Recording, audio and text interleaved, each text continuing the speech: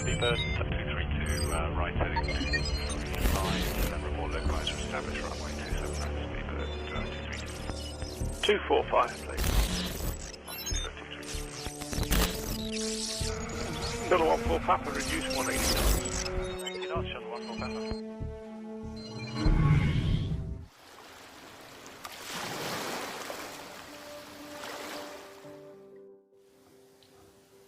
Berbicara tentang hukum laut, tentu tidak terlepas dari sejarah perkembangan hukum laut itu sendiri. Berikut adalah sejarah singkat mengenai hukum laut internasional. Pada zaman Romawi, penguasaan laut belum menimbulkan persoalan perlintasan laut. Karena kekuatan Romawi sebagai kekuasaan kekaisaran atau imperium masih menguasai Laut Tengah dan belum ada kerajaan-kerajaan yang dapat mengimbangi kekuatan kekaisaran Romawi pada waktu itu. Pada abad pertengahan, Imperium Romawi runtuh, maka bermunculanlah negara-negara yang menuntut sebagian laut yang berbatasan dengan pantainya. Antara lain Venetia mengklaim Laut Adriatik, Genoa mengklaim Laut Liguria, dan Pisa mengklaim Laut Tirrenia.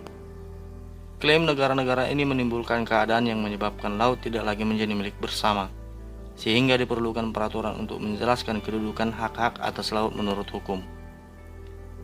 Sebelum lahirnya UNCLOS III, pada tahun 1982, ada dua teori besar mengenai hukum laut, yaitu res nullius dan res communis.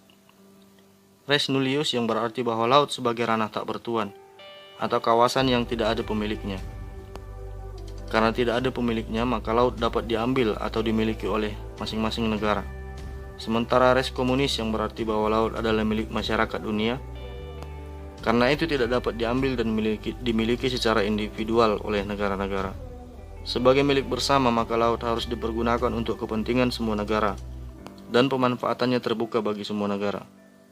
Dalam pelaksanaannya, kedua teori ini tidak dapat diterapkan secara kaku. Keduanya saling melengkapi. Artinya dalam batas-batas tertentu dapat dimiliki, tetapi dibatasi sampai jarak tertentu. Kemudian masuklah pada zaman sebelum Romawi. Punisia kuno, sebuah kerajaan sebelum Romawi, menganggap laut yang mereka kuasai sebagai milik negara mereka. Paham ini juga dianut oleh bangsa Persia, Yunani, dan Rhodia. Yang kedua adalah zaman Romawi.